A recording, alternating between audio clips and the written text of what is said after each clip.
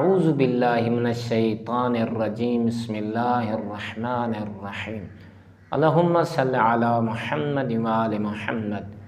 مومنین مسلمین ساکو چاہیے اپنے معاشرے دے بھی ساڈا رہن سہن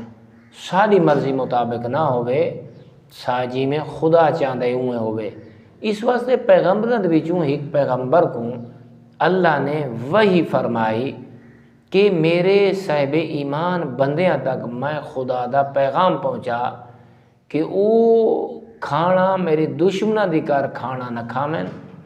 او جڑا لباس پہنن میرے دشمناں والا لباس نہ پاویں، انہاں دے جڑے رسم و رواج ہیں میرے دشمناں والے رسم و رواج نہ ہوویں، ورنہ اے صاحب ایمان ہو کے میں اللہ دے دشمناں دی مانند میرے دشمناں دی طرح ہو ویسن۔ ہن ساکو غور کرنا چاہیے کہ اساں جڑا کھانا کھانے ہیں بے دشمن خدا کیا کریں دے، وہ حلال اور حرام دا خیال نہیں رکھدا، تو کوئی پتہ نہیں لگتا یہ میرا اپنا یا پرایا ہے۔ تو میرے دوستو جلے کھانا اسا کھاؤں دیکھوں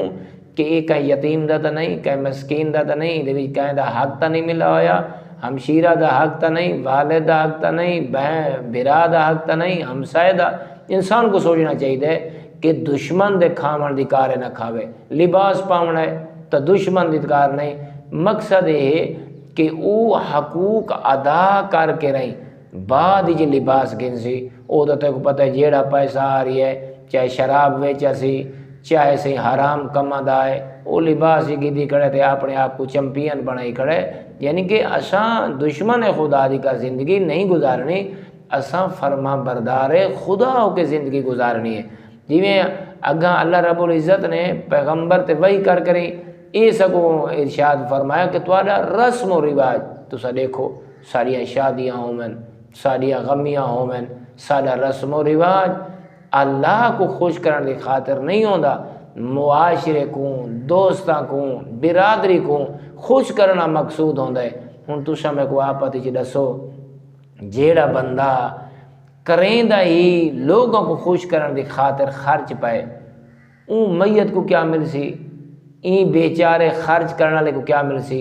لکھاں روپے لائی کھڑے تے لیکن اون دے ماں حاصل کوئی شے نہیں، نہ ہی دنیا تے کوئی حاصل نہ آخرت، بلکہ اسراف شیطانی اعمال دے وچ اے شمار ہو سی۔ تو ساکو چاہیے جڑے سارے رسم و رواج ہیں چاہے فوتگی دے ہومن چاہے خوشی دے ہومن، بیٹی دی خوشی کر رہی ہیں بیٹے دی خوشی کر رہی ہیں، سارے رسم و رواج اللہ دے دشمناں والے نہ ہومن۔ اللہ رب العزت انہاں چیزاں دی طرف رغبت ساکو کرن دی توفیق عطا فرماوے۔ والحمدللہ رب العالمین۔